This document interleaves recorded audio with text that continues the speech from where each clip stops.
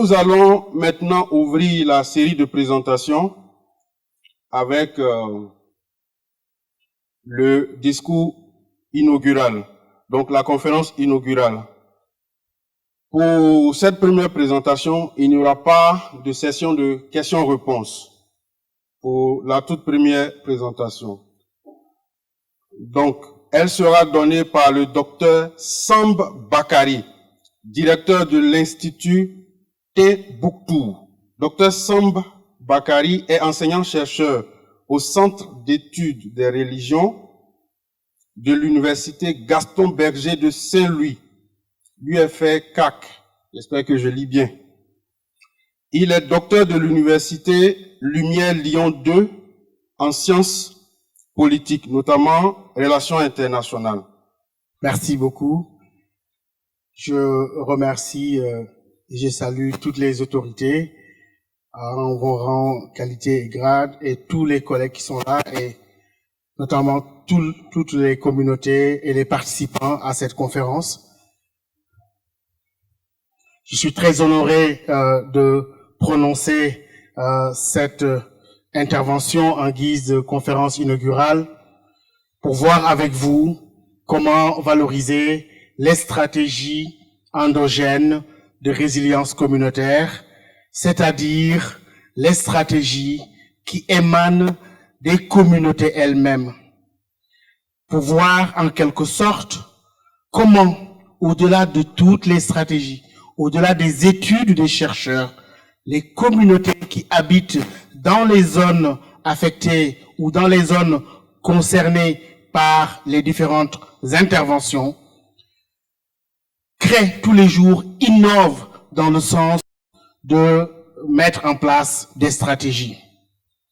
Je pense que l'une des choses importantes est d'apprendre des erreurs du Sahel. Ou quand même, il y a des choses qui ont fonctionné, mais il y a d'autres qui ont moins fonctionné. On le voit très bien qu'en 2012, la situation était les zones où intervenait AQMI, Al-Qaïda au Maghreb islamique, que vous voyez, c'était à gauche, et on voit la situation en 2021. Je prends l'exemple d'un pays voisin, le Burkina Faso, où la situation en 2017 était celle que vous voyez à gauche, et en 2021, l'autre situation. Ça veut dire quoi? Que nos pays ont développé beaucoup de stratégies, mais que le fait d'insister seulement sur les mesures sécuritaires n'a pas aidé à faire évoluer la situation. Et que c'est dans ce sens où la résilience des communautés est importante et que la question de la prévention est une chose très très importante. J'ai l'habitude de décrire parfois la question de l'extrême violent et les situations qu'on vit. Je donne l'image souvent d'un avion. Quand vous le voyez en haut, il est tout petit, il est très loin de vous. Plus il s'approche, il grossit, il grandit. Et plus qu'il s'approche de nos têtes, nous n'avons plus le temps de réfléchir, mais de prendre soit des stratégies qui ne vont pas nous sauver, ou des stratégies qui n'ont pas été réfléchies. C'est exactement cela qui doit nous pousser à valoriser et à valoriser les stratégies, en tout cas les initiatives prises par les communautés et les accompagner en tant que solution endogène et viable.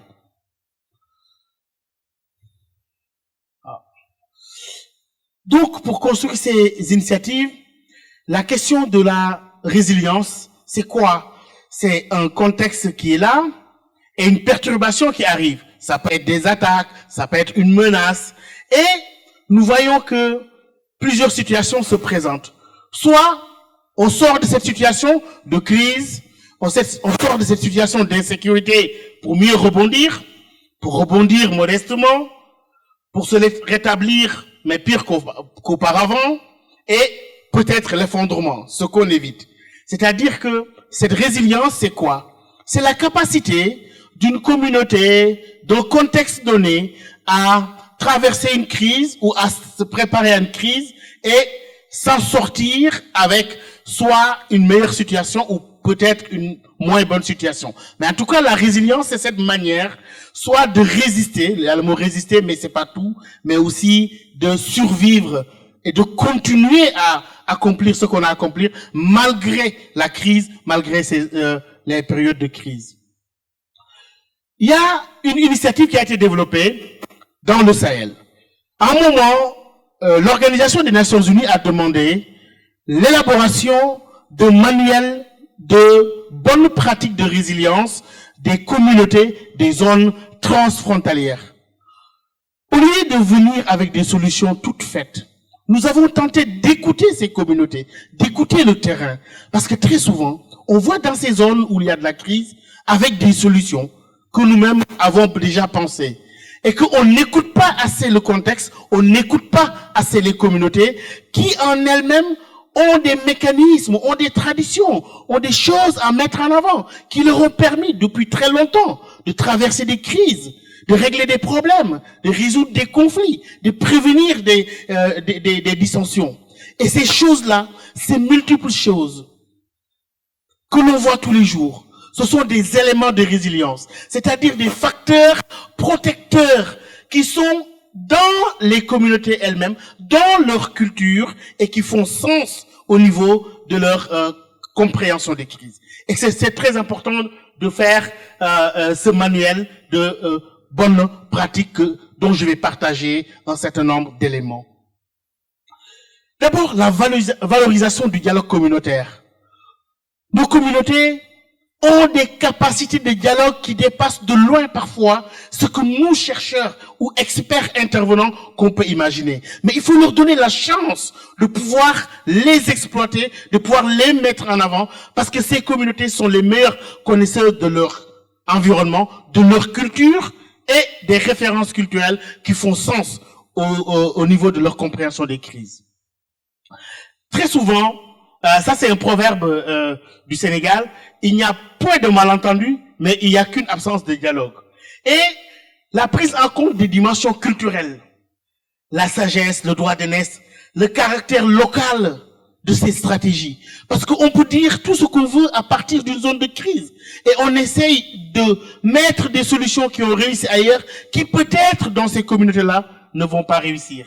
Et que les expériences de dialogue doivent prendre en compte la dimension intergénérationnelle, qu'on néglige très souvent, et d'autres dimensions qu'on doit prendre en compte, qui sont les codes sociaux. Nos communautés ont des codes sociaux.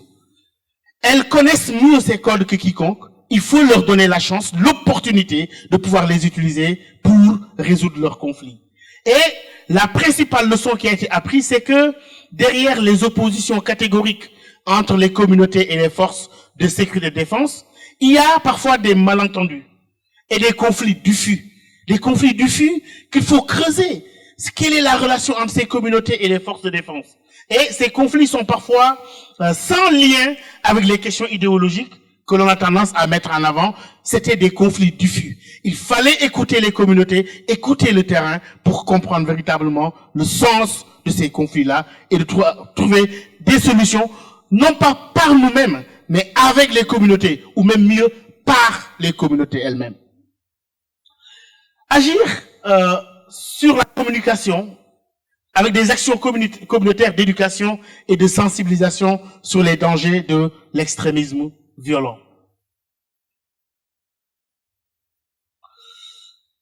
Je donne des exemples, c'est au Niger.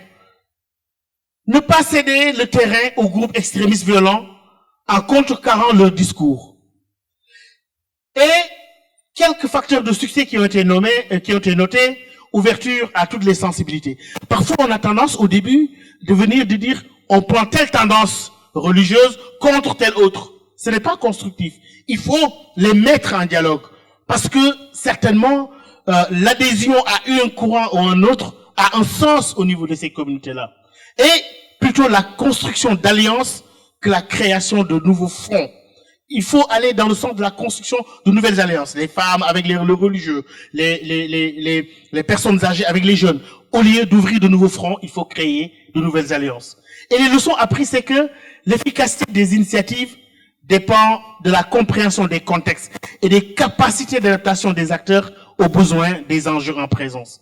Et je crois que la pratique du contre-discours, tel qu'on l'a noté, a fonctionné dans certains pays avec le fait de ne pas céder le terrain à ces extrémistes. Ça se fait par le discours, mais aussi par les actes.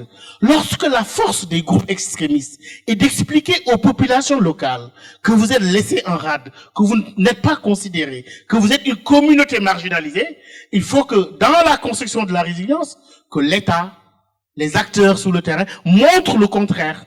L'investissement massif, etc. Ne pas seulement se concentrer sur le fait d'opposer les forces de sécurité et les populations locales. Comme on le dit, une Kalachnikov n'a jamais tué une idéologie. Éducation et contre-discours, comme j'en ai parlé tout à l'heure. Je prends un exemple du cercle de Nyono, où les religieux sont entrés en jeu. On le voit toujours. Ici, en Côte d'Ivoire, le rôle d'organisations importantes comme le COSIM, le rôle des chefs religieux locaux, le rôle de ces organisations-là est très important. Il faut valoriser ce rôle-là, inclure ce rôle dans nos interventions quotidiennes. Il y a eu des exemples dans ce sens avec l'entrée en jeu de ces religieux. Parce que les religieux sont importants dans ce que nous faisons. D'ailleurs, j'aime toujours rappeler ces deux choses qui valent aussi bien pour les musulmans que pour les chrétiens.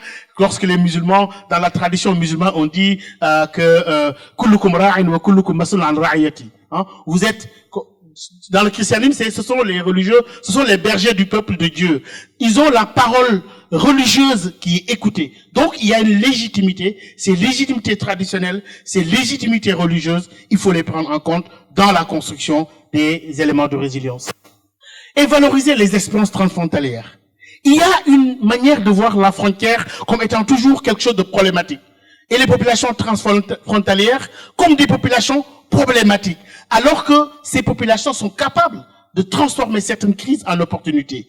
Et si on n'écoute pas le terrain et qu'on vient avec le fait que, oui, population transfrontalière, donc forcément population problématique, on n'arrive pas à percer la manière dont ces populations sont capables d'innovation, sont capables de transformer ces crises. Des initiatives qui ont été menées, par exemple, au Burkina Faso, je ne sais pas depuis comment la situation a évolué, qui a concerné les villages de Ourokoui et le cercle de Tomignan, dans la commune de Mandiakou, province de la Kossi, département de Dibasso précisément, qui visait à améliorer la cohabitation pacifique et la prise de conscience des avantages partagés de vivre ensemble. Il y a même, vous le voyez au Burkina, les journées de vivre ensemble, de dialogue. Il y a l'ONFAR, Observatoire national des religieux, etc. Je pense que ces initiatives sont à valoriser à côté des solutions que nous proposons sur les terrains dits de crise. Comment aussi, on a vu que des populations transfrontalières, qu'on a perçues toujours comme des populations à problème, ont pu arriver à une situation où il y a eu des consultations et des discussions et un dialogue constructif. La perception critique, nous avons une perception critique des zones frontalières, alors que les populations locales développent toujours des initiatives alternatives. Et ces initiatives-là, il faut les répertorier, il faut apprendre d'eux. Il faut que nous, chercheurs, il faut que nous, intervenants dans ces zones, que nous ayons la modestie de l'écoute des communautés, de l'écoute du terrain. Il y a des immenses possibilités de transformer certaines menaces en opportunités de synergie. La gestion sécuritaire des frontières, parfois, ne prend pas en compte d'autres logiques.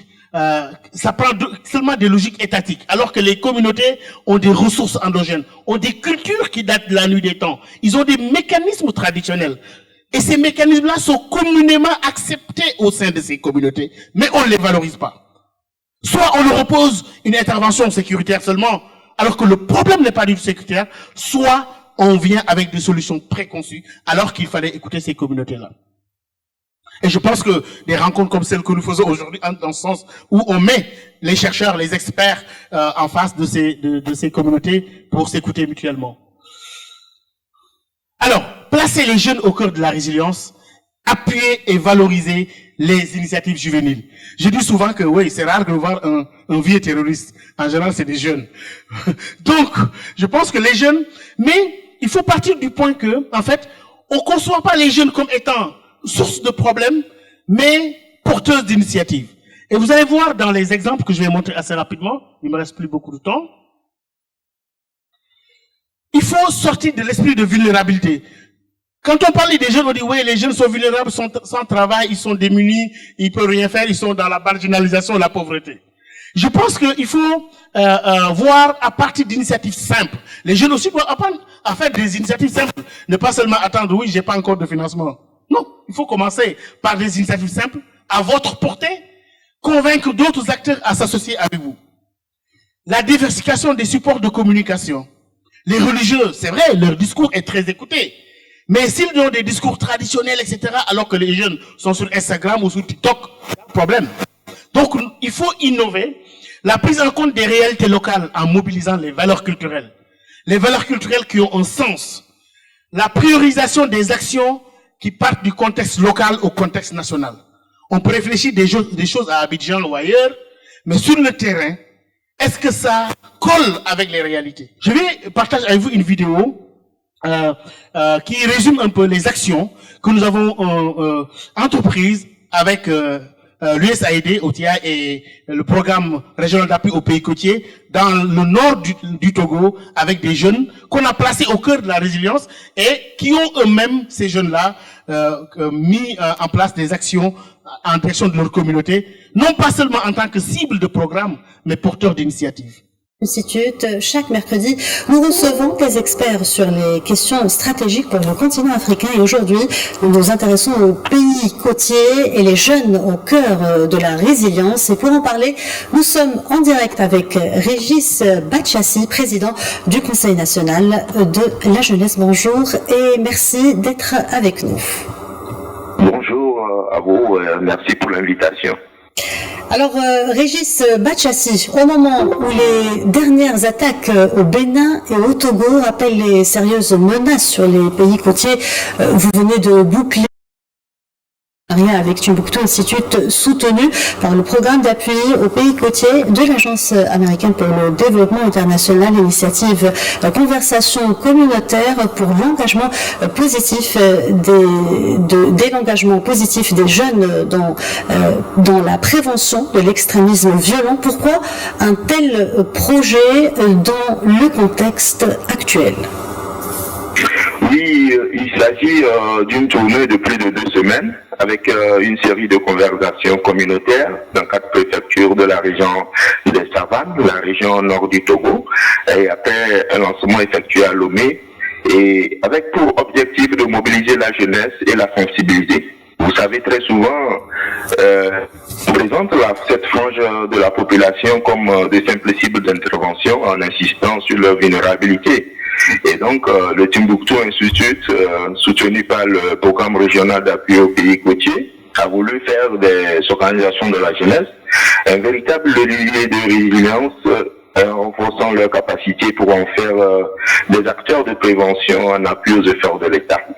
Et donc, la jeunesse, pour nous, ne doit pas être vue comme un problème qui pèse, mais une source également de propositions de solutions constructives.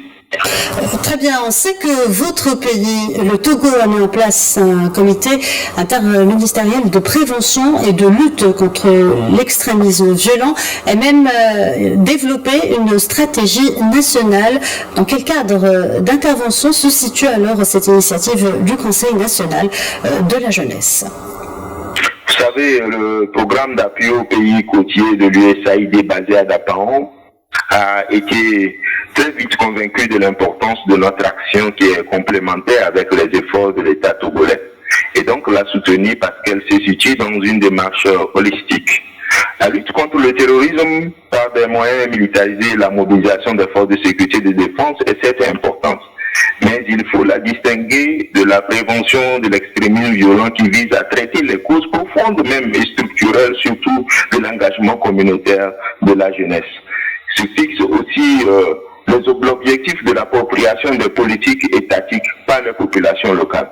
Au regard de l'effet de la transfrontalité avec des pays largement atteints par un phénomène djihadiste massif, nous comptons poursuivre ces initiatives, surtout pour empêcher qu'ils se constituent ce que le docteur Bakary Sambé appelle des couveuses locales, et un ancrage de ces mouvements dans le territoire togolais qu'ils ciblent actuellement avec des attaques sporadiques.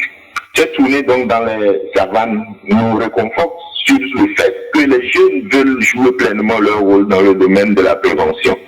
La seule approche sécuritaire est certes utile, mais ne suffit plus face à la complexité du phénomène. Et il faut vraiment un engagement plus accru des jeunes pour une résilience communautaire et nous continuerons à y travailler. Régis Bachassi, après le succès des conversations communautaires largement saluées par les autorités et qui a suscité un grand engouement des organisations des jeunes dans ces zones exposées aux risques, quelle suite souhaitez-vous donner à cette initiative ? Oui, nous pouvons d'ores et déjà considérer cette initiative comme une bonne pratique à pérenniser en amplifiant l'impact. Les jeunes de la région ciblée vont encore bénéficier de formations pour restituer ce qu'ils ont acquis. On peut dire qu'une communauté juvénile de la prévention est née suite à cette action et nos partenaires doivent nous soutenir encore pour maintenir cette flamme de l'engagement et cette dynamique encourageante malgré les attaques. Les jeunes pensent même à mettre en place un observatoire du vivre ensemble axé sur la prévention de l'extrémisme violent. Mais comme le programme régional d'appui aux côtés de l'USAID concerne aussi des pays comme le Bénin voisin, nous envisageons dans ce cadre un partage d'expérience avec d'autres jeunes des pays du Golfe du Guinée qui partagent les mêmes vulnérabilités. Vous savez, vu la transnationalité du phénomène et des menaces, la dimension transfrontalière doit être prise en compte une fois que nous arriverons à consolider et élargir davantage les acquis de cette initiative au Togo. Régis Bachassi, merci d'avoir répondu à nos questions. Je rappelle que vous êtes président du Conseil national de la jeunesse. Merci beaucoup. J'ai voulu partager cette expérience où les jeunes sont mis au devant de la scène, partager leur expérience et valorisée par un média international pour inspirer d'autres jeunes de la région. Merci de votre aimable attention.